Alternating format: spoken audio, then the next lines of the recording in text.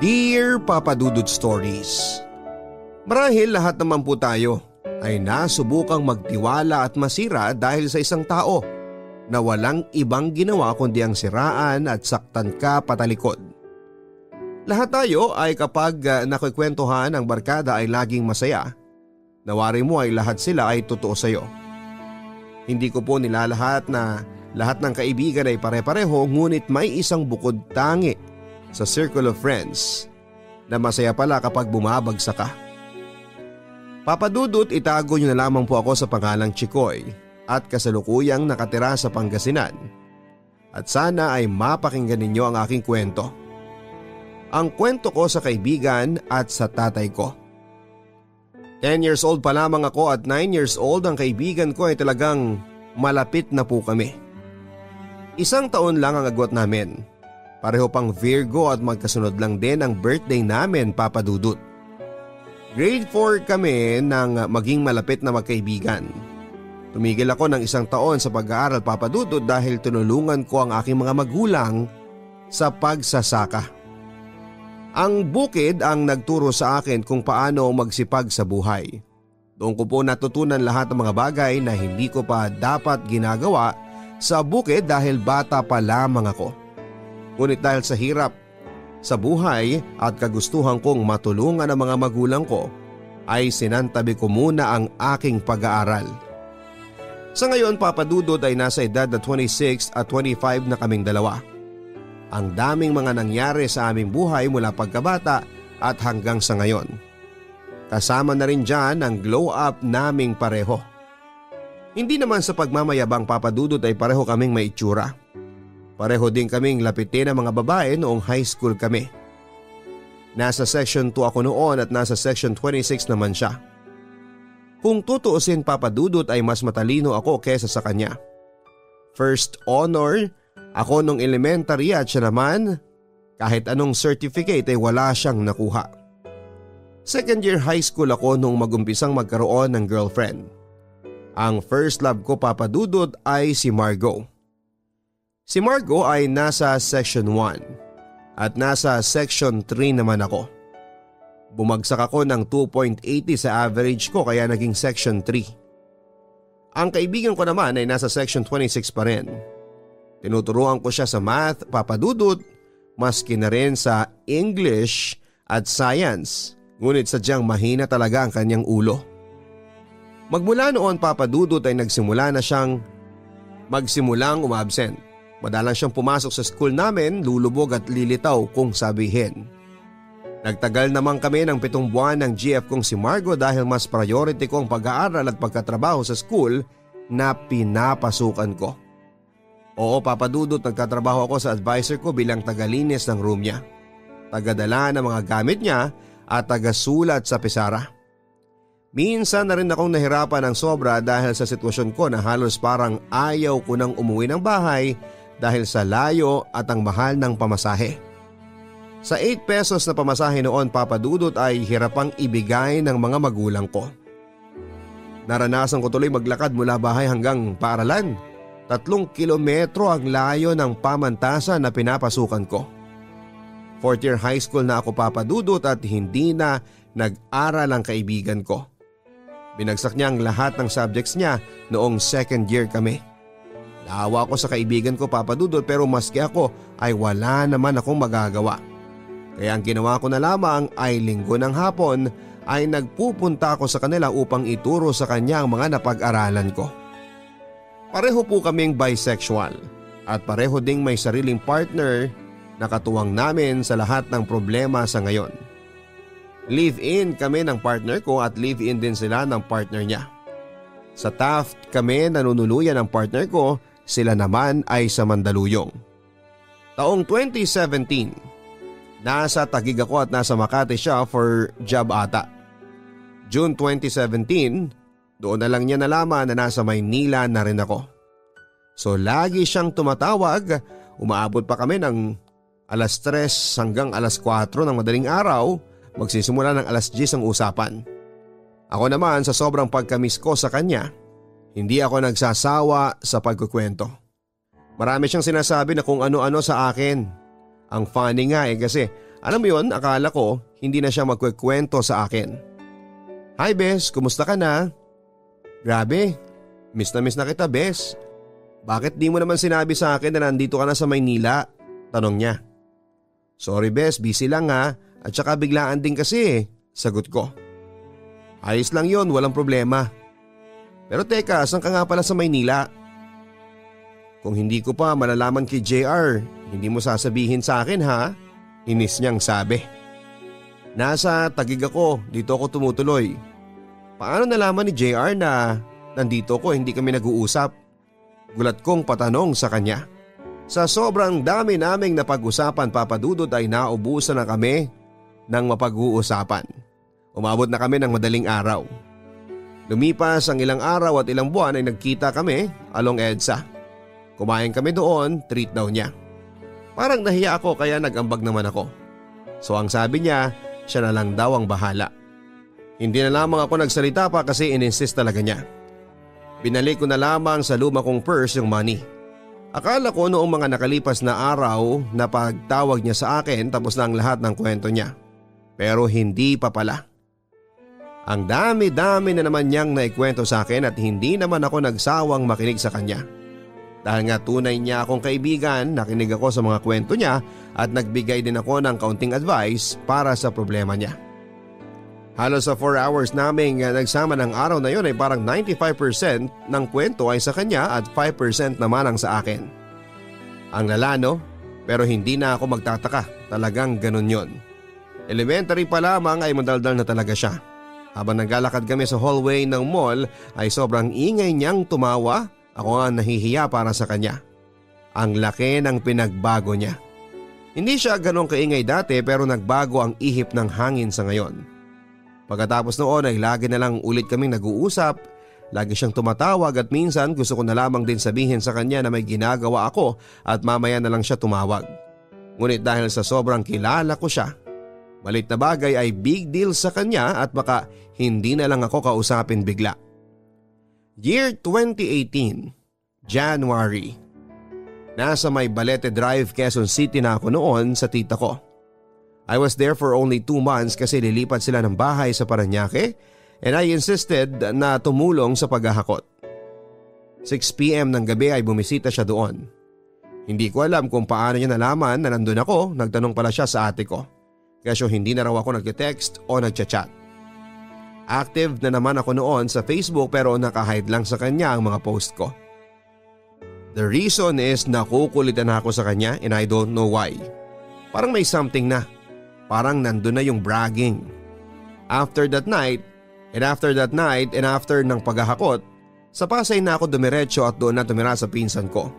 Pinagsabay ko ang pag-aaral at pagtatrabaho. Mula din na nagkita kami sa Quezon City ay hindi na ulit kami nagkita pero tuloy-tuloy pa rin yung pag-uusap namin sa isa't isa. Hanggang sa magkakatapusan ng Abril, umuwi ako ng probinsya dahil fiesta ng aming barangay. Umuwi din pala siya. Nagkita ulit kami ng mga panahong nagkakasama kaming dalawa ay hindi ako nakakapagkwento and that time ako na yung pinagkwento niya. So nagkwento ako. Lahat nga kinuwento ko tungkol sa buhay ko at doon ko na rin nasabi sa kanya na may partner ako. No more, no less at nagulat siya. Bakit hindi mo sinabi sa akin na may jowa ka na pala, Bes? Tanong niya. I want to make it private at bala ko talaga na huwag ipaalam muna sa kahit na sino pati sa pamilya ko. Hindi pa nga ako nagsasabi sa kanila sagot ko. Ayan ba talagang mahal ka niyan, Bes? Baka naman paglaruan ka lang yan ha? Tingnan mo kami ni Jasper. Tumagal na kami ng 9 months kasi alam kong mahal niya ako. Alam ko naman at nararamdaman ko na mahal niya ako. Kasi kung hindi niya ako mahal, kahit 2 months pa lang kami, bakit na niya ako pinakilala sa pamilya niya, sa mga friends niya at sa mga katrabaho niya? Sapat na yun sa akin. Hindi ko na siya pinag-iisipan na walang magandang maidudulot ang relasyon namin. At isa pa, gusto na niya akong patirahin sa kondo niya. At dahil ayoko muna, hindi muna ako pumayag sa gusto niya. At buong puso naman niya itong tinanggap, ang sabi ko. Buti ka pa, Bes, pinakilala ka na sa pamilya. Ako kasi kahit isa man lang sa mga kaibigan o family niya, hindi pa ako napapakilala Kahit nung bumisita sa bahay yung pamangkin niya, Pinakilala niya akong business partner niya. Nakakainggit ka naman, ang sabi niya. At baka ikaw ang hindi niya mahal. Noon naman ay tumawa kaming pareho. Baka naman kasi hindi pa nagsasabi yan ng totoong pagkatao niya at baka hindi pa siya handang magpakilala. Wala pa siguro yung lakas ng loob para sabihin sa malalapit sa buhay niya. Kaya mo na lang muna, ang importante nandyan siya para sa'yo, dugtong ko. At gaya nga ng pag-uusap namin sa telepono ay umabot din kami hanggang madaling araw sa pakikipagkwentuhan. May first week bumalik na ulit ako ng Maynila. Habang nag-aaral pinagsabay ko ang pagtatrabaho. Siyempre ikaw ba naman ang pumasan sa mga kapatid mo at magulang mo plus may anak ka na nangangailangan ng gatas at diaper. So ayun, nag-ipon-ipon ako for them and especially to my son. Oo Papa Dudut, may anak na ako. 3 taong gulang at tinanggap naman siya ng partner ko. June 2018, sinabihan ko ang best friend ko. Nadadalo kami sa isang Pride Month ng partner ko. Niyaya ko siya at isama niya ang partner niya dahil isasama ko din ang partner ko para na rin makilala niya in person at hindi na lang puro laging kwento.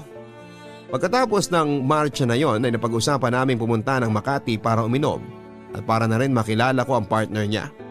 Dahil sa totoo lang ay hindi ko pa nakikita o nakikilala ang partner niya. Pumunta ako sandali sa banyo, pagbalik ko ay nag-uusap sila. Hinayaan ko na lamang dahil baka nagtatanong ang partner ko sa kanya tungkol sa akin upang mas lalo pa niya akong makilala. Ngunit iba ang aking inakala. Uuwi na sana ako ng Pasay ngunit sinabihan ako ni Miyong na sa kondo na lamang muna ako matutulog. Pag-uwi namin ng bahay ay doon na lamang ako tinanong ng partner ko. Tunay mo bang kaibigan si BJ? Nagtaka ako sa tanong niya. Oo naman. Bakit mo naman natanong yan? Sagot ko. Wala naman, mag-ingat ka lang dahil sa panahon ngayon napakaraming plastic sa paligid, ang sabi niya. Hindi na lamang ako sumagot dahil baka kung saan pa makarating ang usapan namin. Hindi ko na lang pinansin yon Papa Dudut at humiga na lamang ako sa pagod at dahil din sa kalasingan at di ko na namalayang nakatulog na pala ako. July 2018 medyo okay na yung naipon ko. Ngunit lumapit sa akin si BJ, humingi siya ng tulong. Kesyo kailangan daw niya na mag-unwind sa Cebu, kesyo ganyan kasi depressed daw siya.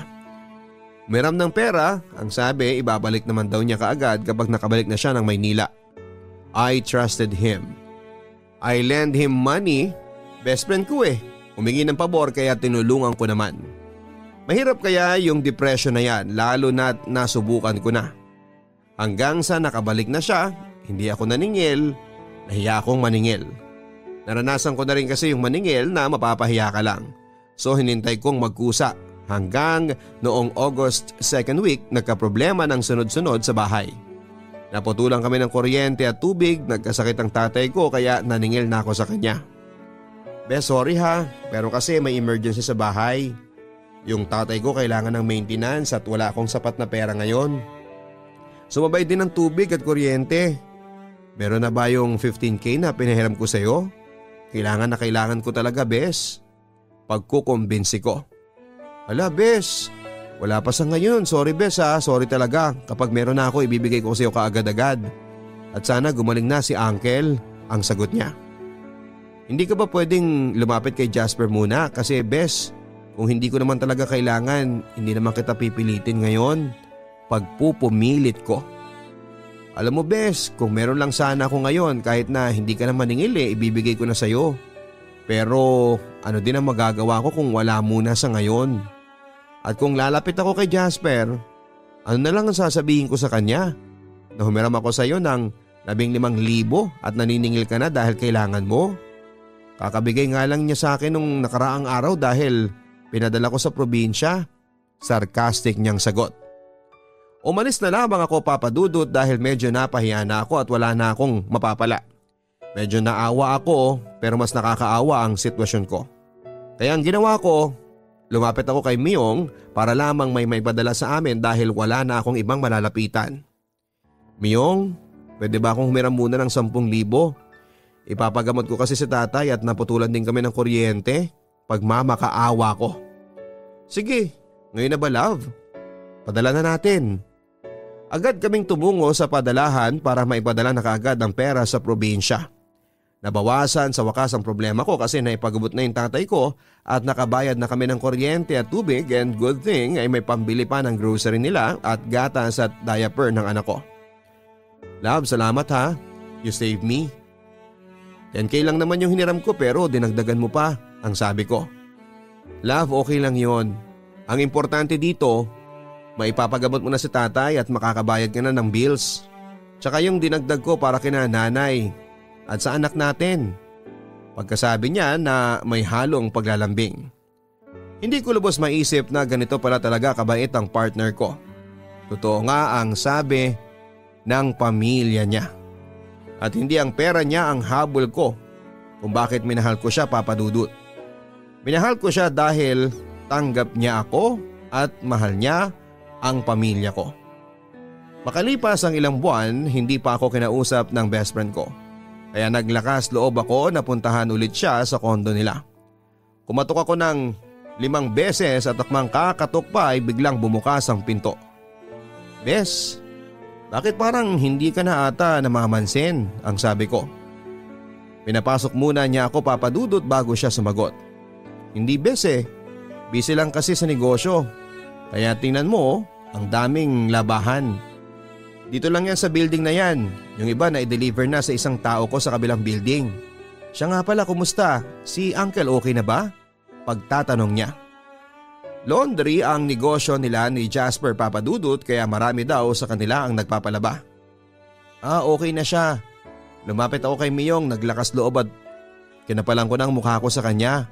At buti na lang at tinulungan niya ako kaagad, sagot ko. Bes, nandito ka ba para singilin ulit ako? Pasensya ka na ulit ha, wala pa akong maibibigay sa'yo. Tight lang talaga at ang daming gasto sa probinsya. Hindi bes, naintindihan ko naman. Nagpunta lang ako dito para kumustahin ka. Nag-text ako sa'yo pero hindi ka naman nag-reply. Kaya nagpunta na ako dito. Anyways, nagdala ko ng cupcakes. Homemade yan. Gawa ko yan bes, tikman mo. Mukhang masarap nga bes ha, thank you ha. Sakto, gutom na rin ako. Makalipas ang 1 taon, Papa Dudut, mula nang pinuntahan ko siya sa kondo nila hanggang sa nag-lockdown, nagstay muna ako dito sa probinsya upang maayos ko ang mga papeles na kakailanganin ko para makasunod sa ibang bansa after ng graduation ko dahil nandun ang partner ko. Pinatawad ko na ang best friend ko, Papa Dudut, dahil humingi ng sorry. So parang ang nangyayari kapag magkasama kami, parang ang lumalabas na wala siyang inutang sa akin kasi nandun pa rin yung closeness namin. I never felt na magkakaroon ng pagkailang sa kanya. Kaya kapag magkasama kami, kwento dito, kwento doon, baho ko, baho niya. Nagtiwala ako sa kanya, nandun yung buong pagtitiwala ko. Hanggang sa nitong August lang, Papa Dudut, saktong birthday ko, inaway ako ng tatay ko dahil nahuli namin ng mga kapatid kong nang bababae siya. Bilang panganay na lalaki, pinagtanggol ko ang nanay ko. Laging naghihinala ang nanay ko sa tuwing nakaharap na ang tatay ko sa cellphone niya. At tama nga naman talaga ang nasa kutob ng aking ina, Papa Dudut, at lagi din silang nag-aaway, Papa Dudut. Pero hinahayaan lang namin ang nanay kong ilabas ang sama ng loob niya. Binuksan ko ang Facebook account niya at para na rin makasiguro, Papa Dudut, ay nagulat na lamang ako na may kausap na ibang babae ang tatay ko. Pinabasa ko sa mga kapatid ko, magsisend ng mga larawan at video na malalaswa ang babae kapalit ng 50 pesos na loan. Nagbigay ang tatay ko ng load sa kanya at kung sino-sino pang kausap niyang babae at sinasabing wala siyang asawa. Papa Dudut, masakit para sa amin ng mga kapatid ko ang ginagawa ng tatay ko sa nanay ko. Ginawa na niya yung dati at inulit pa niya muli. Ginawa naman ng nanay ko ang lahat-lahat ng makakaya niya, pag-aalaga sa tatay ko at nagtutulungan kaming magkakapatid para naman mabawas-bawasan ang problema dito sa bahay. Ngunit buhay mayaman ang tatay ko. Hindi niya maibigay ang kailangan naming mga anak niya, Papa Dudut, ngunit nagbibigay ng load at tulong sa iba. Ang unfair lang. Bata pa lamang kami, Papa Dudut, ay naranasan na namin magtrabaho sa bukid, maglinis ng bahay ng hindi sa amin, magbenta ng kahoy, ng kangkong, magpulot ng kalakal at marami pang iba. Ang ginawa namin, Papa Dudut, para lang mabili namin ang gusto namin. Pero ang tatay ko, magaling ang tatay ko. Sobrang galing. Kinabukasan nangyari ang paghaharap. Sinabi namin lahat sa kanya yung nabasa namin at sinabi niya na mga kaibigan ko lang yon. Ginagawa kaming tanga ng tatay ko. Magpapalusot na nga lang mali pa. At dahil sinabi ko lahat-lahat ang nalaman kong panloloko niya sa nanay ko, kung sino pa yung may ginawang kasalanan siya patong sobra kong magalit. Totoo Papa Dudut, galit na galit ang tatay ko sa akin. Ang malala pa doon, araw pa ng birthday ko. Astig, hindi ba? Dinamay din niya pati mga kapatid ko. August 29, 2021, 7pm, naginom ang tatay ko ng mag-isa. Past 10pm, natapos siya at doon na nagwala. Binasag ang baso pati ang bote ng alak. Doon na niya ako minura-mura, binuraan ang pagkatao ko at tinawag akong bakla. Salot sa lipunan. Walang kwenta, traidor, walang mararating. Hindi makakapagtapos ang pag-aaral at hindi makakahanap ng maganda at permanenteng trabaho. Matalino nga pero naging bobo. At hanggang sa pinalayas na ako. Hindi ako sumagot ng gabi na yon dahil nakainom at baka kung ano pang mangyari sa aming dalawa. Gabi na rin noon, tulog na ang mga kapitbahay at nakakahiya. Ang sama ng loob ko ng gabing yon, Papa Dudut, dahil kung ano-ano ang masasamang salita ang nabitawan niya sa akin. Mas pinipilit na lamang naming matulong ng mga kapatid ko at ang nanay ko kesa makipagsagutan sa taong wala namang katwiran.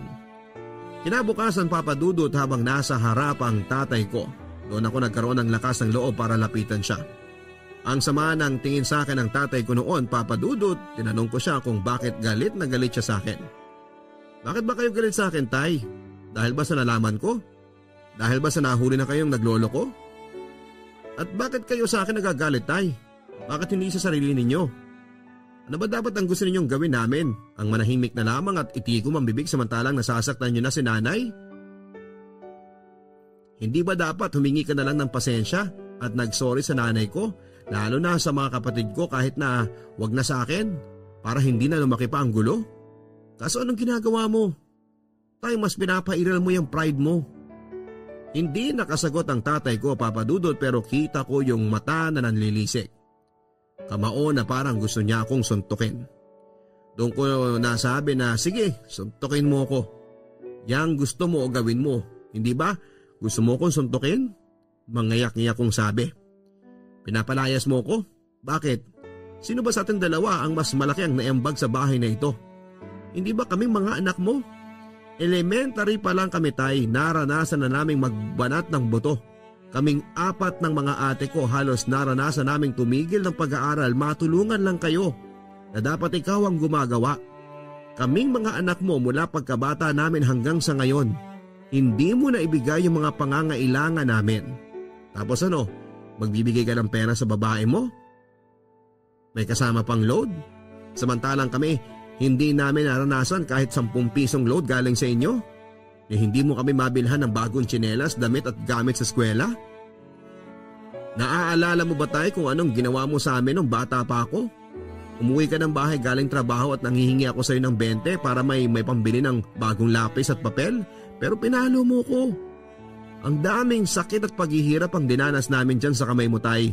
At halos lahat yung nanay ko ang gumagawa ng paraan para lang maibigay sa amin yung hinihingi namin na hindi mo maibigay. Yung nanay ko na ang daming sinakripisyo ng dahil sa'yo, tapos sasaktan mo lang? Matanda ka na, Tay. Malalaki na ang mga anak mo, ngayon ka pa maglolo ko? At talagang nagbigay ka pa ng pera? Di halos hindi mo nga may paggawa itong bahay natin? Feeling mo binata ka, mayaman ka. Nagbibigay ka ng tulong samantalang kami dito nagkakanda utang. Ano to, Tay? Kami ba ang mga anak mo ang dapat na magbigay ng magandang buhay para sa'yo? Hindi ba dapat ikaw? Kasi ikaw tong padre di pamilya. Kung makapagsabi ka ng wala akong kwenta, bakit ikaw may kwenta ka ba? Kung sa tingin mo wala akong kwenta, wala ka ding kwenta sa paningin ko. Yang sinabi mong hindi ako makakahanap ng maganda at permanenteng trabaho, patutunayan ko sa'yo yan. Anong gusto mo mangyari, maging katulad mo ko? Isang karpentero? Pinagmamalaki pa man din kita, Tay. Pinagmamalaki kita sa mga kaklase ko. Alam mo ba, noong high school ako, ikaw ang nakalagay sa formal theme ko? Ikaw yung hero na nilagay ko dahil gusto kong maging kagaya mo, isang mabuting ama at asawa. Pero ngayon, Laking pagsisisi ko kung bakit ikaw pa mismo ang napili kong hero, imbis na ang nanay ko. Yung nanay ko na walang ibang ginawa kundi ang asikasuhin ka, alagaan ka tuwing nagkakasakit ka. Maglinis ng bahay, magluto ng masasarap na pagkain para pag uwi mo hindi ka magrereklamo na hindi masarap ang kinakain mo tapos lolokohin mo lang. Ngayon pa lang sinasabi ko na sa'yo wala kang kwentang ama at asawa. Padabog at pasigaw kong sabi. Nilapitan ako upang sampalin at sikmurain hanggang sa magkagulo na sa bahay. Nagtamo ako ng pasa sa mukha, Papa Dudut. Wala daw akong karapatan na pagsabihan siya ng ganon dahil anak lang ako. Nandun na tayo sa anak lang ako, Papa Dudut, pero wag naman sana niyang itapon sa isip niya yung magagandang ginawa namin. Lalo na ako, Papa Dudut, na tumayong tatay sa mga kapatid ko. Na isakripisyo muna ang pag-aaral ko para makahanap ng trabaho at maibigay ang lahat ng gusto niya. Respeto ang gusto niya. Nirespeto namin siya bilang ama, Papa Dudut. Pero masama ang loob ko dahil sinaktan niya ang nanay kong walang ibang ginawa kundi ang mahalin at intindihin siya sa ugali niya. At hindi na rin naman niya nirespeto ang pagkatao ko, Papa Dudut. Niyurakan at tinapaktapakan niya ang pagkatao ko. Kinabukasan, August 31, Papa Dudut, umalis ako ng bahay kasama ang anak ko. Naghanap ng mapagrerentahan malapit sa aming bayan hanggang sa nakahanap ako ng komportable na matutuluyan ng anak ko. The next day ay naghanap ako ng pansamantalang trabaho, Papa Dudut. Nag-apply ako sa mga BPO company, nag-apply sa Lazada bilang rider hanggang sa natanggap. Pansamantala lamang, Papa Dudut, hanggang hindi pa pwedeng lumuwas ng Maynila. After 2 days, nalaman ng best friend ko ang nangyari sa amin ng tatay ko, Papa Dudut. Hindi na ako nagsabi sa kanya kasi ayokong kumausap ng taga doon sa lugar namin at lalong-lalo na rin sa partner ko. Liban na lamang sa mga kapatid ko. Okay pa kami ng best friend ko, Papa Dudut, at hindi ko lang alam na tinitira at sinasaksak na pala talaga niya ako sa likod. At tama nga yung sinabi sa akin ni Miyong na iwasan siya. Pumunta siya sa bahay at kinausap daw ang magaling kong ama. Imbis na kausapin ang tatay ko ng maayos, ginatungan pa daw niya. Ang buong akala daw ng nanay ko ay tutulungan niyang magbago ang tatay ko at maitama ang kasalanan, pero hindi pala, Papa Dudut. September 4 ng umaga, tumawag ang isa naming kaibigan. Sinabi sa akin lahat-lahat ang sinabi ng best friend ko sa kanya. I gave her the benefit of the doubt. Hapon noon, tinawagan din ako ng nanay ko through messenger. Sinabi din niya sa akin lahat ng mga paninirang ginawa at sinabi niya sa walang hiya kong ama. Doon na bumuhos ang luha ko at nagsisi ako, Papa Dudut, kung bakit pa ako nagtiwala sa isang taong kagaya niya at ibinigay ang buong tiwala ko sa kanya. Taong minsan ko na ring natulungan ng panahong wala siya. Taong akala ko ay masasandalan ko. Sa kabila ng lahat ng ginawa kong mabuti sa kanya ay masama ang balik niya sa akin. Kabaliktaran lang pala ang lahat ng inakala ko, Papa Dudut. Marami akong alam na baho tungkol sa kanya. Ngunit mas pinili kong itikom ang aking bibig o ikwento sa kahit na sino, lalo pa sa pamilya niya dahil ayokong mapahamak siya at baka pag-usapan siya ng ibang tao.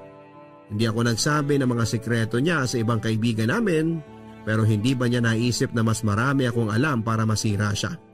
Mas nanaisin ko pa rin na manahimik na lamang, Papa Dudut, gaya na lamang ng laging sinasabi ng nanay ko sa akin. Mas pipiliin ko pa rin na kumalma kaysa makipag-away sa taong hindi na dapat pagaksayahan ng oras at hindi naman nakakaintindi. Karma knows his address. Ihintayin ko na lamang yung araw na siya na rin ang masasaktan at iiyak. Bilog ang mundo, umiikot ang gulong. Sa ngayon, kung masaya siya, makikita na lang sa susunod na malungkot siya. May the Lord God bless you, my friend. Hanggang dito na lamang. Maraming salamat, Papa Dudut, dahil napili ninyong basahin ang kwento ko. Shoutout po sa nanay at sa mga kapatid ko at alam kong nakikinig kayo sa ngayon. Nay, mahal na mahal ko po kayo at gagawin ko ang lahat para sa inyo. Lubos na gumagalang, Chikoy. Dear Papa Dudut, isang magandang araw po sa inyong lahat na tagapakinig. Itago niyo na lamang po ako sa pangalang Vert. Ang kwento ko pong ito ay sisimulan ko noong ako ay musmus pa lamang. Ako po ay nasa elementary pa lamang noon na masayang nakikipaglaro kasama ang aking mga kaibigan mga pinsan at mga kapatid. Masarap ang buhay kapag bata ka pa. Yun bang wala kang ibang iisipin kundi ang maglaro ng maglaro hanggang sa magsawa ka. Isang araw kasama ko ang aking kaibigan na nagngangalang Mikay. Si Mikay ay kababata ko at halos magkaedad lamang kami. Minsan, niyaya niya akong maligo sa isang sapa kung saan ay madalas kaming naliligo kapag walang klase. "Vert, tara na. Ligo tayo." "Teka lang, magpapaalam muna ako sa mama ko." "Bilisan mo at hihintay na tayo ng pinsan mong si Arnel." "Oo, nandyan na." Nagsimula ang araw namin papadudot ng masaya at kung ano-ano pang mga ginawa namin bilang isang mga bata. Si Mikay at ang mga magulang ko at mga magulang niya ay napaka-close sa isa't isa. Para na nga kaming isang pamilya kapag magkasama ang aming mga pamilya.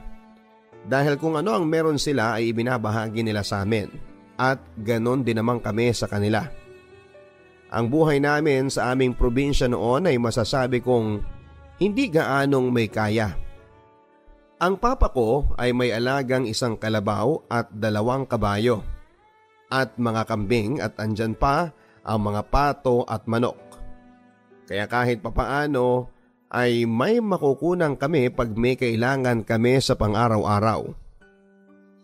Lumipas ang ilang taon ay may isang trahedyang naganap. Dahil ang kabayo namin na manganganak na sana ay pinatay nang hindi pa namin nakikilala kung sino ang pumatay. Pero ang papa ko may alam siya. 5 AM noon ng umaga nang biglang nagkagulo sa labas at nakita ko ang papa ko na naiiyak.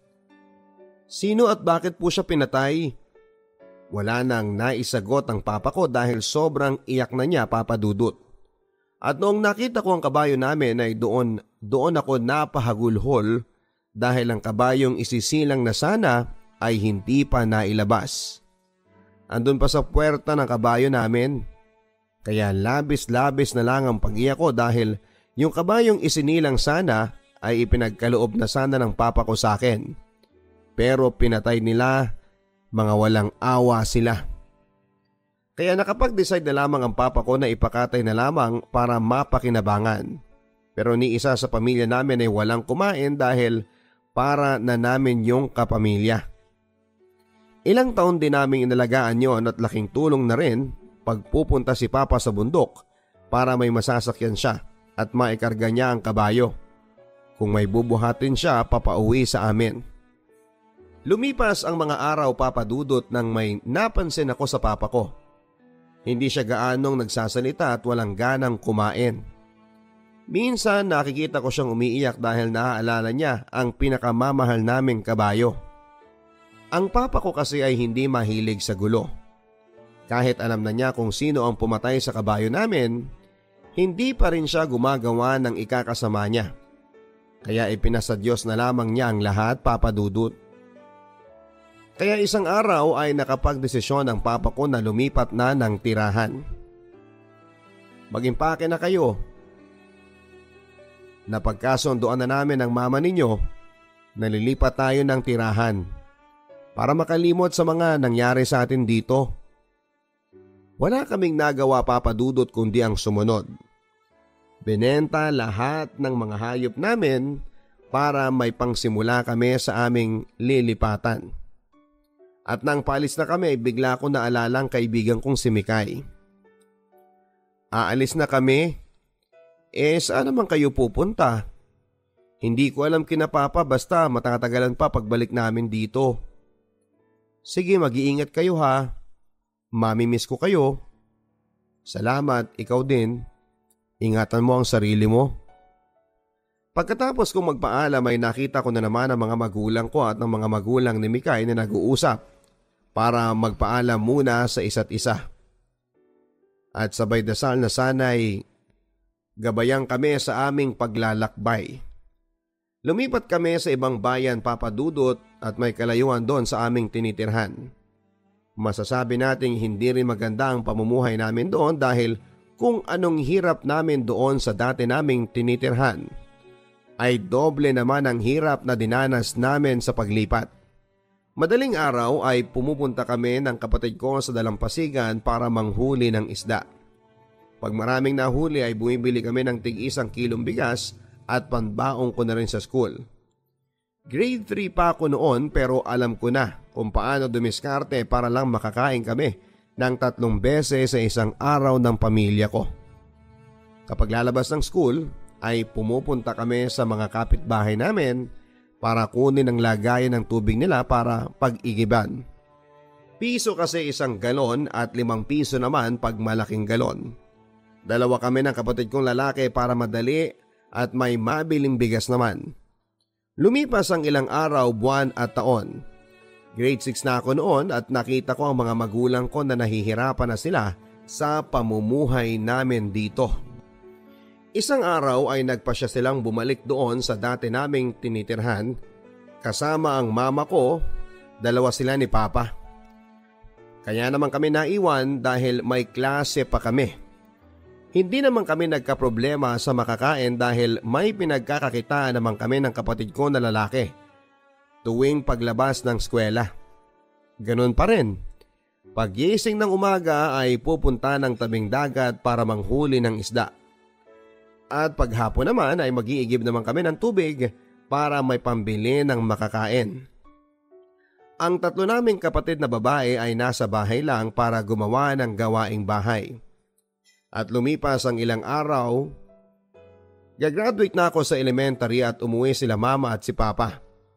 Sabi ng papa ko ay bumalik na raw kami doon pagkatapos ng graduation dahil may lupain daw kami doon at doon kami mamumuhay.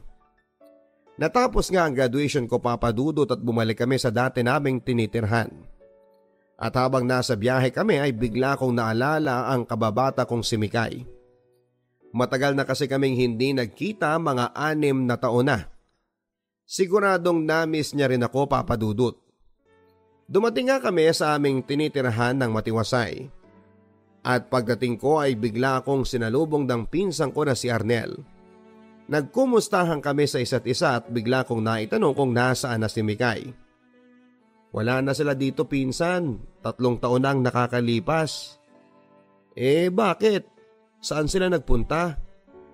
Hindi ko alam, insan eh. Wala rin kasing sinabi kung saan sila pupunta. Basta lilipat daw sila ng tirahan. Hindi ako naniwala sa pinsan ko. Kaya ang ginawa ko, Papa Dudut, ay pinuntahan ko sila sa kanilang bahay. Pagdating ko doon ay wala talagang tao. Kaya napaisip ako na baka nga umalis na nga sila. Hindi man lang nakapagpaalam. Nalungkot ako doon, Papa Dudut, dahil ang akala ko ay makakasama ko na yung kaibigan ko na si Mikay. Lumipas ang mga araw, Papa Dudut, at malapit na naman ang pasukan. Kaya sinabi ko sa papa ko na mag-aaral ako sa bayan para sa high school. Ang sabi ng papa na hindi muna ako mag-aaral. Si kuya muna ang pag-aaralin namin dahil kakalipat lang natin at wala tayong kapera-pera. Yan ang sabi ni papa. Sobrang napaiyak ako noon, Papa Dudut, dahil gusto ko talagang mag-aral. Alam ko kasi na sa pag-aaral ko lang sila maiaahon sa kahirapan kapag nakatapos ako hanggang sa kolehiyo. Wala akong nagawa, Papa Dudut, kundi ang sumunod sa papa ko dahil wala din naman akong magagawa. Ginawa ko na lang ay tumulong na lang sa papa ko para magsaka sa lupain namin. Nagtanim kami ng kung ano-ano at kadalasan ay mais dahil yun ang mga madaling pagkakitaan namin doon. Lumipas ang buwan at parang nagsawa na rin ako sa kakasaka sa lupain namin. Kaya nagpasya akong lumuwas na lamang sa bayan para magtrabaho. Para naman may maibigay ako sa kapatid kong nag-aaral doon sa bayan.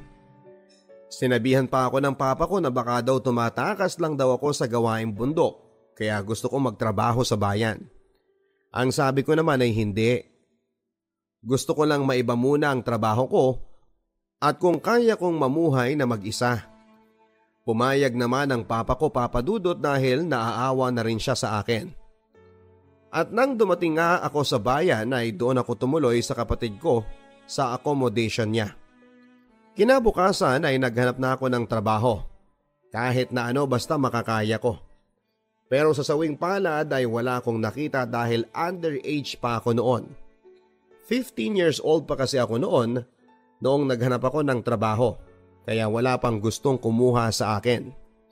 Kinabukasan naman ay dumating ang pinsang ko sa tinitirhan namin at may dalang padyak na bisikleta. O pinsan, nandito ka pala eh. Oo pinsan, naghahanap kasi ako ng mapapasukan eh. Kaso walang tumatanggap sa akin dahil bata pa daw ako. Baka gusto mong mamasada, tulungan kita. Pinsan, di ako marunong magmaneho ng motor eh. Hindi motor pinsan. Kita mo yung padyak na yan? Yan ang gagamitin mo. Kung gusto mo, tulungan kita. Agad naman akong pumayag, Papa Dudut, dahil sa kagustuhan kong magkapera, kaya sinubukan ko na rin.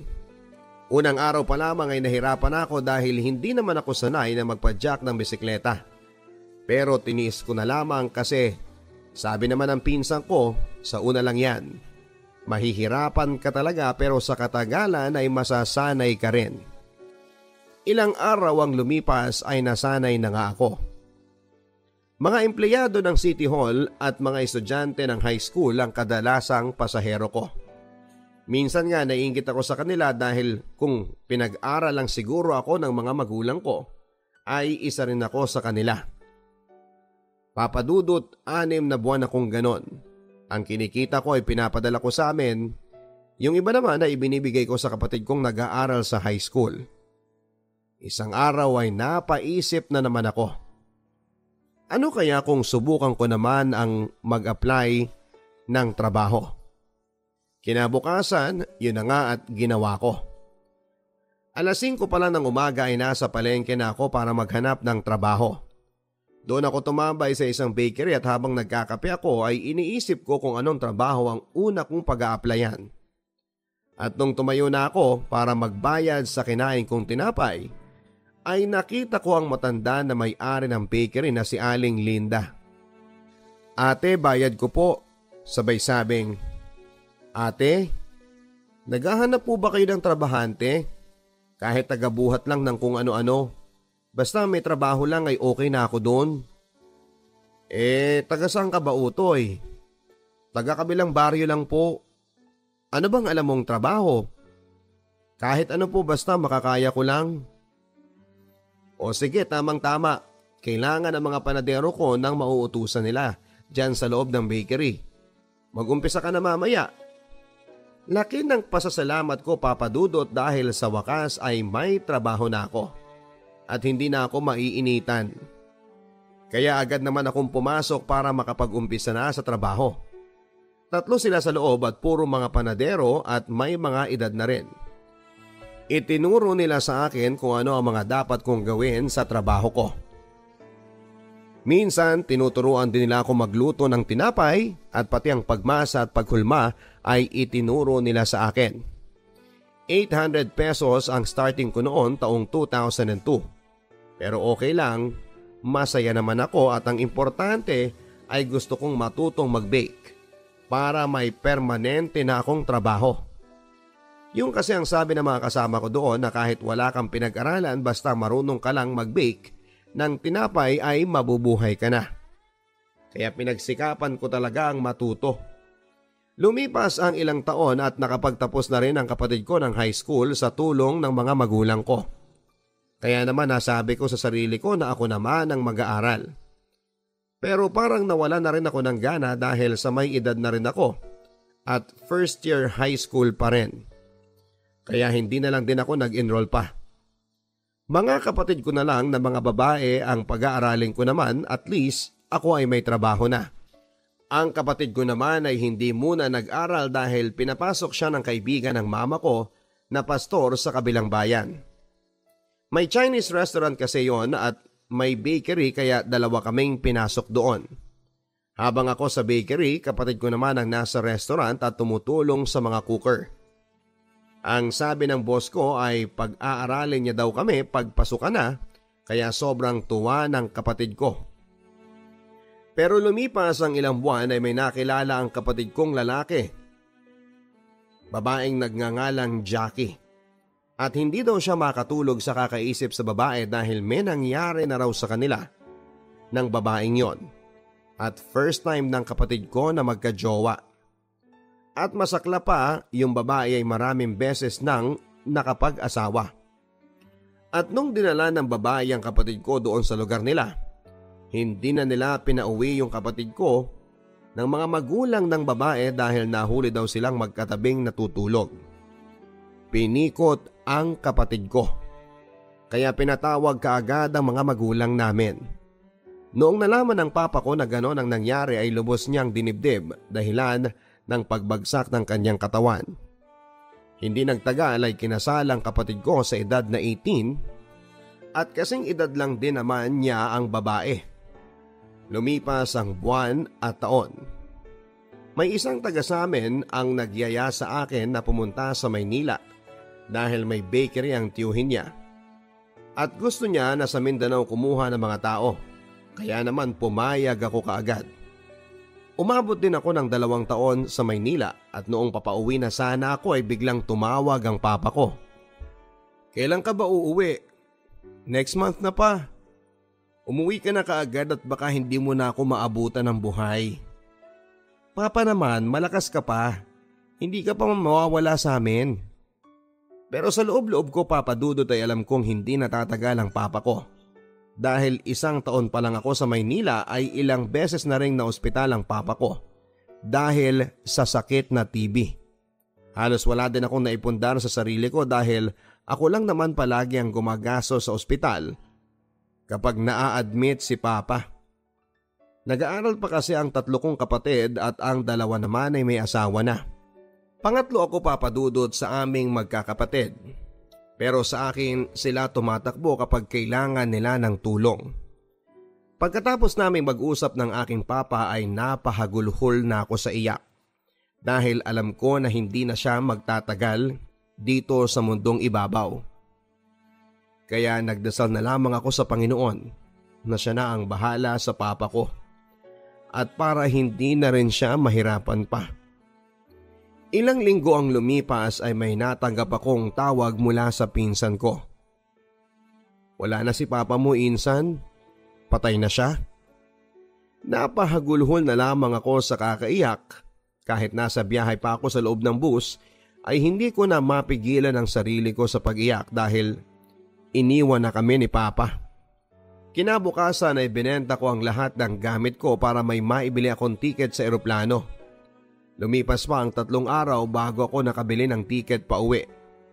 Nakauwi na nga ako, Papa Dudut, at pagdating ko sa amin, bumungad sa akin ng isang kabaong. Doon ko binuhos ang lahat ng luha ko dahil sa totoo lang ay napakabait niya sa aming magkakapatid. At kahit ni minsan mula noong pagkabata namin ay hindi namin sila nakita ng mama ko na nag-away sa harap naming magkapatid. Napakalambing niyang ama dahil tuwing linggo ay dinadala niya kami sa simbahan mula noong bata pa kami. Ngayong araw ang pagdating ko at kinabukasan ay ililibing na ang aking papa. Kinaumagahan ay naging normal na ulit sa amin ang lahat. Tanggap na namin na wala si papa dahil alam naman namin na lahat tayo ay mawawala sa mundong ito.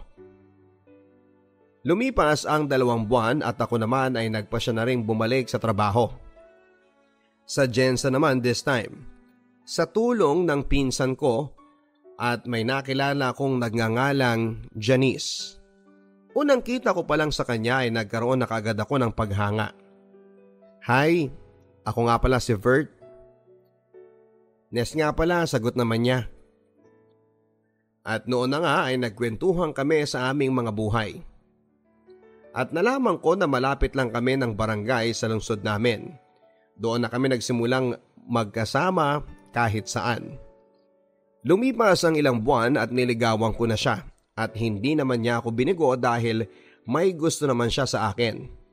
Sila sa isang estudyante pa noon at nagtatrabaho para may panggasto siya sa pang-araw-araw. Live-in kami ng ilang buwan at taon. Noong una, Papa Dudut, ay naging okay naman ang relasyon namin ni Nes dahil parehong pinalaki ng mga magulang namin na may takot sa Diyos. Naging okay sa pamilya namin at minsan pag walang-wala ang pamilya namin ay pinagtutulungan naman namin kahit papaano para makaraos din kami. Sa pakikipagrelasyon ay hindi talaga maiwasan na minsan ay may pag-aawayan. Dahil isang araw ay umalis ako sa Jensan at lumipat ako sa ibang lugar at may kalayuan sa amin yon. At bago ako umalis ay nagpaalam muna ako sa kanya para alam niya kung saan ako pupunta. Ilang buwan nang lumipas, Papa Dudut, away bati kami ni Nes dahil nga sa LDR kami. Ngayon lang kasi kami nagkalayo. 2 years na kami noon pero ngayon lang namin naranasan ang magkalayo sa isa't isa. Minsan naiisip ko na babalik na lang ako sa Jensan. Pero mas pinili kong manatili dito sa bayan ng Digos dahil mas maganda ang kinikita ko dito. And at the same time ay nakakatulong din ako sa panggasto sa pag-aaral niya. Papa Dudut, hindi ko akalain na may isang bagay siya na ginawa na hindi ko inaasahang magagawa niya. Dahil alam namin na sobrang mahal namin ang isa't isa. Isang araw kasi tinawagan ko siya at hindi ko siya makontak maghapon. Tinawagan ko lahat ng mga kaibigan namin pati mga pamilya namin at ang sagot ay hindi daw nila alam. Sobrang nag-alala ako noon dahil gabi na ay hindi ko pa rin siya makontak. At habang lumalalim ang gabi ay patuloy pa rin ako sa kakatawag sa kanya. Pero hindi ko pa rin siya matawagan. Isang gabi yon, Papa Dudut, hindi ako makatulog dahil sa sobrang pag-aalala sa kanya. Baka kasi kung ano nang nangyari sa kanya nang wala man lang akong nagawa. Mag-uumaga na noon, Papa Dudut, nang biglang nag-ring ang cellphone niya. Pero hindi niya pa rin sinasagot ang tawag ko. Hindi ako pumasok noon dahil puyat ako at wala na rin ako sa mood para magtrabaho dahil nga sa kakaisip sa kanya. Magtatanghali na, sa kanya sinagot ang tawag ko. Tinanong ko siya kung saan siya galing. At ang sagot niya ay dito, tapos bigla niyang pinatay ang linya. Hindi pa rin ako tumigil sa pagtawag. Minsan sinasagot niya at biglang sabing maghiwalay na lang daw kami dahil nasasakal na raw siya. At ang sabi ko naman ay paano kita nasasakal, wala naman tayong pinag-aawayan. Noong nakaraang araw lang ay sobrang lambing natin sa isa't isa. Puno tayo ng I love you nung time na yon at wala na rin naman akong naaalala na pinag-awayan tayo. Basta break na tayo. Ayaw ko na. Sabay patay ng telepono niya. Kaya nagpa siya akong puntahan siya sa Jensan kahit matanggal ako sa trabaho. Dahil ilang araw na rin akong hindi pumapasok dahil sa pangyayari sa amin ng girlfriend ko. Pumunta nga ako, Papa Dudut, at may dala akong isang malaking bulaklak na bouquet at tsokolate para pasalubong ko sa kanya. Pagdating ko doon, tulog siya kasama ang classmate niya. Ginising ko siya at laking gulat niya na nakita niya ako. 5 oras kasi, Papa Dudut, ang biyahe ko bago makarating doon sa Jensan. At nang nag-usap na kami ay tinanong ko siya. Ano bang nangyayari sa'yo? Wala, gusto ko lang munang mag-cool off muna tayo. Bakit? Anong dahilan? Gusto ko lang mapag-isa. Ano bang nagawa ko sa'yo? Wala. May iba ka na ba? Wala rin. Niyakap ko siya, Papa Dudut, sabay sabing hindi ako papayag. Mahal na mahal kita, sabay tulo ng mga luha ko. Lumuhod pa ako sa harapan niya para lang magmakaawa na hindi kami magkahiwalay. Pero wala akong nagawa, Papa Dudut, dahil buo na ang desisyon niya na makipaghiwalay na sa akin. Na hindi ko alam kung ano ang kadahilanan. Pagkatapos noon, ang sabi niya ay umuwi ka na, may trabaho ka pa bukas. Sabi ko sige, uuwi ako pero tandaan mo na mahal kita. Umuwi nga ako nang nasa terminal na ako ng bus ay bigla akong naisip na ano kaya kung hindi mo na ako umuwi. Titignan ko ang bahay niya kung may ibang taong papasok at kung tama ang hinala ko na may iba na siya. Saka ko lang siya pakakawalan. At yun nga ang ginawa ko, Papa Dudut. Bumalik ako sa tirahan ng jowa ko pero hindi ako nagpakita. Tumambay ako sa may tindahan na medyo may kalayuan na hindi niya ako makikita. Mag-aalas 9 na ng gabi noon nang may nakita kong isang lalaki na pumasok sa pintuan ng GF ko. Sobrang lakas ng kabog ng dibdib ko na sana ay mali ang mga nakita ko. Lumipat ako doon para pakinggan sila sa loob at narinig ko silang dalawa na nag-uusap at sumilip ako sa may bintana. Nakita ko silang dalawa na nagyakapan. Sobrang sakit papadudot dahil ang taong minahal ko ng tunay at akala ko ay siya na ay niloloko pala ko. Iyak ako ng iyak noon papadudot at sobrang sakit. Kaya nagsend ako ng message sa kanya na napakasinungalin mo. Kaya ka pala nakikipaghiwalay sa akin dahil may iba ka na. Nandito ako sa tapat ng pintuan mo. Nakita ko kayo ng lalaki mo na nagyayakapan. At hindi nagtagal ay binuksan niya ang pintuan para tignan ako sa labas. At doon ay bigla na rin niyang sinara at baka makita pa ako ng boyfriend niya. Kaya hinayaan ko na lang din siya papadudot at umuwi na rin ako sa amin sa pinagtatrabahuhan ko. Mabuti na lamang at hindi ako tinanggal dahil alam naman nila ang pinagdaraanan ko. Unang araw pa lang noon papadudot ay para na akong mababaliw sa kanya. Dahil sobrang miss ko na siya. Tinatawagan ko siya kahit alam kong may boyfriend na siya. Wala akong pakialam basta marinig ko lang ang boses niya ay okay na ako doon. Araw-araw ko yung ginagawa. At araw-araw din akong umiiyak sa pagmamakaawa sa kanya na balikan niya ako. Dahil mahal na mahal ko siya. Bago ang graduation niya ay nag-usap pa kami. Ang sabi ko, luluwas ako ng Maynila para makalimot. 6 na buwan na kasing lumipas at hindi pa rin ako nakakapag-move on sa'yo. Ang sabi naman niya ay wag. Wag ka nang umalis, tapusin ko lang tong graduation ko at aayusin natin to. At gusto ko kapag graduation ko ay nandito ka dahil isa ka sa mga nakatulong sa pag-aaral ko. Gusto ko lang makita kita habang nasa entablado ako. Ang sabi ko naman ay sige, itatry ko. Kumuha ako ng ticket papadudot March 21 ang petsa para sa pagtatapos ng graduation niya ay aalis na ako. Sa bagay wala na kami at tapos na rin ang obligasyon ko sa kanya. Dahil kahit wala na kami, patuloy pa rin naman akong nagpapadala ng pera sa kanya para sa pag-aaral niya. Dumating ang araw ng graduation niya papadudot at pumunta ako doon, dala ang puting bulaklak na rosas na ang ibig sabihin ay okay na ako. Ako na lang ang lalayo, ako na lang ang susuko dahil meron na siyang iba. Pagdating ko sa graduation niya papadudot ay sinalubong kaagad ako ng mga kapatid niya at ng mga magulang niya. At umiiyak dahil alam din nilang nangyari sa amin ni Nes. Sabi pa nga ng mama niya ay ayusin niyo ang relasyon ninyo dahil laging umiiyak si Nes dahil sobrang mahal ka daw niya. Araw-araw siyang nakatulala dahil sa kakaisip sa'yo. Hindi naman kasi kami boto dyan sa boyfriend niya dahil magkaiba kayo ng ugali. Ang sabi ko naman ay sige auntie, pagkatapos nito ay mag-uusap po kami. Sinamahan nila ako doon sa loob at noong nakita ko si Nes ay parang wala sa sarili. Nakatulala kahit andyan naman ang boyfriend niya. Pero noong nakita niya ako doon ko nakita ang matamis niyang ngiti na sobrang nagpasaya sa akin dahil matagal ng panahon ko na rin hindi nakikita ang ganong katamis ng ngiti niya. Natapos ang graduation papadudot at noong nakita niya ako ay tumakbo siya papunta sa akin sabay yakap at sobrang iyak kahit nandyan sa tabi niya ang boyfriend niya. Hindi niya iniisip na baka mag-away pa sila sa ginawa niya. At pagkatapos niya akong yakapin ay may sinabi siya sa akin. Huwag kang umalis, mag-usap tayo bukas. Ang sabi ko naman ay may ticket na ako at bukas na ang flight ko. Ingat ka na lang dito at congrats sa'yo. At biglang nagsalita ang boyfriend ni Nes. O ano, tara na. Nakahanda na yung pagkain para sa graduation mo.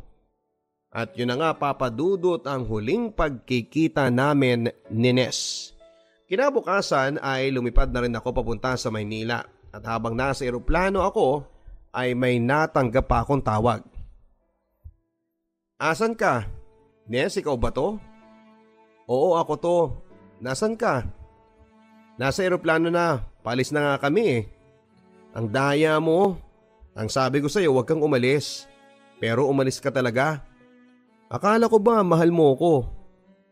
Mahal kita, alam mo yon. Kaya nga ako nagpakalayo-layo dahil ayokong masira ang relasyon nyo ng boyfriend mo eh. Mahal na mahal ka noon kaya Huwag mo rin siyang saktan, okay? Habang tumatagal ang pag-uusap namin, Papa Dudut, ay napupuno na ito ng iyakan. Aalis ng eroplano. Magpapaalam na ako sa iyo. Dumating ako sa Maynila, Papa Dudut, at doon ako tumira sa kamag-anak namin. Nung una, nahihirapan pa rin ako dahil hindi pa rin mawala sa isipan ko si Ness. Pero hindi nagtagal ay naka-move on na rin ako. Hanggang sa may nakilala ako sa pinagtatrabahuhan ko sa bakery na taga Leyte. Mabait siya, maputi at may pagmamalaki mo rin. Tumagal ng 5 buwan ang relasyon namin nang biglang may tumawag sa akin. Hi, sino to? Ness nga pala. Taga saan? Taga puso mo. Pero pamilyar ang boses na yon sa akin, si Ness nga. O napatawag ka. Namiss kita eh. Eto naman sumbong kita sa boyfriend mo, biro ko. E di isumbong mo. Kumusta nga pala dyan sa atin? Sa atin? Okay lang naman siguro sila doon. Anong doon? Nasaan ka ba?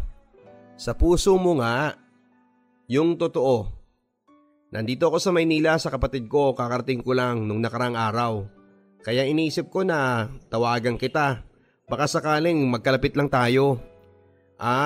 Saan ka ba sa Maynila? Sa Makati. Sa Makati lang din ako eh. Ay ganon, pwede ba tayong magkita? Punta ka rito sa bahay ng kuya ko. Kasi hindi ko pa alam ang pasikot-sikot dito eh. Sige, pag off ko, punta ako dyan. Ibigay mo lang ang address mo. Pinuntahan ko nga siya doon, Papa Dudut. Pero ang paalam ko sa GF ko ay pupunta lang ako sa barkada ko. At pumayag naman siya.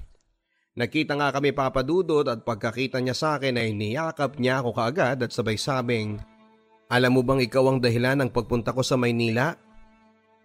Kasi nami-miss na kita.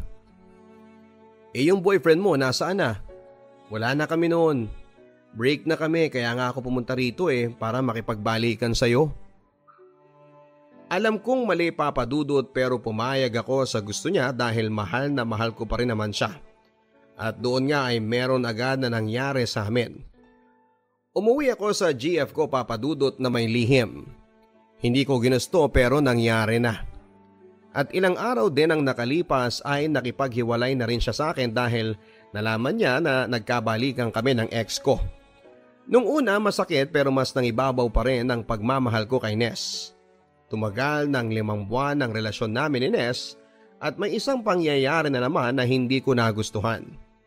At yon ay ang lalaking pinagpalit ni Ness sa akin noong nasa probinsya pa kami.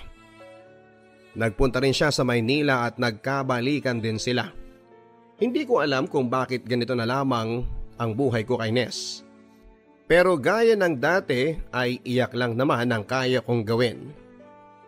Nagpasya na lamang ako na magpakalayo-layo na naman. Isang beses may isang Arabo na nagalok sa akin ng trabaho sa bansang Bahrain. Hindi ko na pinakawalan pa. Ang sabi ko baka eto na yung time para hindi na talaga nila ako mahabol pa doon. Pagod na kasi ang puso ko at ayaw ko nang masaktan pa. Tama na. Kaya naman inasikaso ko na ang mga papeles ko. Pati ang medical at passport ay binilisan ko para makaalis kaagad. At yan ay hindi alam ni Ness na aalis na naman ako. Lumipas ang ilang buwan ay patago kaming nagtatagpo ni Ness pero hindi niya alam na ilang araw na lang ay aalis na naman ako. Dumating na nga ang araw ng flight ko papunta sa Bahrain at doon ko na rin sinabi sa kanya na mag-a-abroad na ako. Habang nasa hotel kami ay napaiyak ako. Nagtataka na naman siya kung bakit ako naiiyak. Bert, bakit ka umiiyak? Napapano ka? Ness, ano man ang mangyari, mahal na mahal kita. Kahit na ilang beses mo ko sinaktan, tandaan mo na minahal kita ng tapat at never akong nagsinungaling sa'yo. Oo, alam ko naman yun eh. Kaya nga ako pumayag na magkita tayo ng patago, diba? Dahil mahal din kita. Oo, mahal mo ako pero may mahal ka ring iba. Hindi na tama tong ginagawa natin. At sa pagkakataong ito ay lalayo na talaga ako sa lugar na hindi mo na ako masusundan pa. Anong ibig mong sabihin? Flight ko na bukas ng tanghali.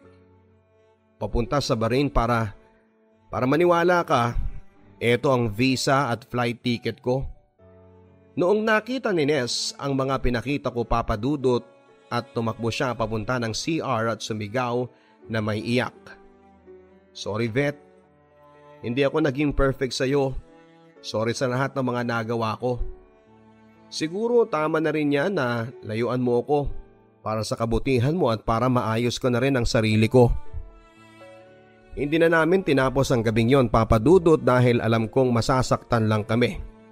Nagpaalam kami sa isa't isa ng may lungkot at luha. Kinabukasan nga habang papunta na ako sa airport ay lagi kong nasa isip si Ness. Alam kong masakit para sa akin tong ginawa ko na iwanan na naman siya, pero mas iniisip ko pa rin kung paano niya ako sinaktan, kaya naging buo na ang desisyon ko para umalis na. Nasa eroplano na ako ng time na yon. Ang sabi ko sa sarili ko ay good luck na lang sa akin dahil hindi na biro ito. Masyado na tong malayo sa pamilya ko. Tungkol naman sa amin ni Ness, kung kami talaga, kahit na anong mangyari, magtatagpo pa rin kami. Dumating na nga ako sa bansang Bahrain, Papa Dudut. Sinalubong ako ng amo kong Arabo at bago kami tumuloy sa company nila, may pinapirma sa akin na isang papel na hindi ko alam kung ano ang laman noon, basta ang alam ko ay kailangan kong sumunod dahil hindi ko na teritoryo to. At pagkatapos noon ay pumunta na nga kami sa company nila. Hindi yon kalayuan sa airport kaya mas lalo akong na homesick dahil sa bawat eroplanong lumilipad. Nasa isip ko na sana bukas tapos na ang kontrata ko para makauwi na ako kaagad sa amin. Noong una kong araw sa Bahrain, taglamig noon at sobrang naninibago ako sa klima at sa pagkain dahil 3 days akong hindi nakakain. Buti na lang may kasama akong 2 Pilipina na tindera namin kaya dinalhan nila ako ng kanin dahil sawa na ako sa kakakain ng tinapay. Lumipas ang ilang buwan at naging maayos sa amin ang amo ko at sa kasamahan namin, pero noong mag-iisang taon na ako ay hindi na kami sinasahuran. Mga 3 buwan na kaya yung iba kong kasama ay umalis na kahit pwede silang makulong sa ginawa nila dahil under pa ang visa namin sa company na pinagtatrabahuhan namin. Pero ako ay umabot pa ako ng 5 buwan dahil noong tinignan ko ang visa ko ay kinansela na at kahit anong oras ay pwede na akong pauwiin ng amo ko or makita ko ng pulis ay pwede akong makulong kaya tumakas na ako sa tulong ng mga naging kaibigan ko na Pinoy sa Bahrain. Tinulungan nila ako makatakas at magawa ng panibagong visa sa tulong ng mga kapwa ko Guardians Brotherhood. Laking pasasalamat ko dahil andyan sila para umalalay sa akin. Kaya wala nang nagawa ang dati kong amo na umalis na ako sa kanya dahil nagka-visa na ako sa ibang employer. Kahit gusto niya akong singilin sa mga nagastos niya at pagkuha ko ng passport ko ay ibinigay na rin niya dahil lumapit na kami sa pulis dahil pag hindi niya ibinigay yon ay pwede siyang makulong. Noong nasa bagong employer na ako, Papa Dudut, doon ko naranasan ang saya. Masaya pala pag marami kang kaibigan pag nasa ibang bansa ka dahil kahit sino ay pwede kang humingi ng tulong. Doon ko rin napatunayan na ang Pilipino ay talagang nagtutulungan sa oras ng pangangailangan. At tumaas din ang sahod ko at every month ay nakapagpapadala na ako sa aking pamilya. Isang araw ay day off ko. Pumunta ako sa isang Filipino restaurant at may nakasabayan akong babae sa isang lamesa. At unang tingin ko pa lang ay crush ko na siya. Tinanong ko siya, "Hi miss, anong pangalan mo?" Claire nga pala. Ako nga pala si Vert, taga Davao. Ikaw taga saan ka sa atin? Taga Iloilo ako. Humaba ang kwentuhan namin, Papa Dudut, at nagkapalitan din kami ng number at Facebook account. Kaya mula noon ay walang araw na hindi kami nagtawagan at nagkumustahan. Hanggang sa nauwi sa mabuting relasyon ang pagkakaibigan namin. At madalas na rin kaming lumabas na 2 lang kami. Oo, Papa Dudut, may nangyari na sa amin. Hindi lang isang beses. Madalas pag lumalabas kami, hindi namin pinapalampas ang pagkakataon na yon at dahil doon ay nagbunga ang ginawa namin. Nang hindi namin inaakala dahil gumagamit naman siya ng gamot. Nakalimutan daw kasi niyang uminom ng isang beses kaya nagkalaman ng tiyan niya. At ang masakla pa doon ay nasa Muslim country kami. Bawal na bawal ang ginawa namin na binuntis ko siya dahil pwede kaming makulong na dalawa. Kaya nagpasya na lamang kami na umuwi na lang siya pagkatapos ng kontrata niya. 2 months na lang kasi matatapos na rin ang kontrata niya. Kaya hindi pa mahahalata pag umuwi na siya. Lumipas ang 2 buwan papadudot ay nakauwi na nga si Claire sa Maynila. Nandun kasi ang kapatid niya kaya doon muna siya habang naghihintay ng araw ng kanyang panganganak. At dumating na nga ang araw ng panganganak niya. Sobrang kaba ko noon dahil first time ko magkaroon ng baby at sa wakas ay naging daddy na ako. Habang nasa delivery room siya ay lagi kong chinachat ang kapatid niya kung kumusta na nga ba ang mag-ina ko. Kasi papadudot hindi ako nakauwi dahil kulang ang pera ko. At buwan-buwan din ako nagpapadala sa kanya mula nung umuwi siya sa Pilipinas. Neto ngang pag-anak niya, ang laki ng nagastos ko pero okay lang. Kahit na hindi ako nakauwi, ang importante ay ligtas ang mag-ina ko. So kinabukasan ay tumawag sa akin si Claire at kinumusta ko siya at ang bata. Ang sabi ay normal daw ang pagde-deliver niya sa bata. At babae ito. At noong nakita ko ang litrato at video ng anak ko ay bigla akong napaluha. Ganito pala ang pakiramdam maging isang ama. Gusto ko siyang mayakap at makargaman lang pero hindi ko magawa dahil nasa malayo pa ako. Ang sabi ko na lang sa sarili ko ay pagbubutihin ko na lang ang trabaho para sa mag-ina ko. At pagkatapos noon papadudot, 2 months pa lang ang baby namin ni Claire ay napagpasyahan namin na umuwi na lang sila doon sa amin para matulungan siyang mag-alaga sa anak namin. Kaya pagdating nila doon sa Davao ay sinalubong sila kaagad ng mama ko at ng mga kapatid ko.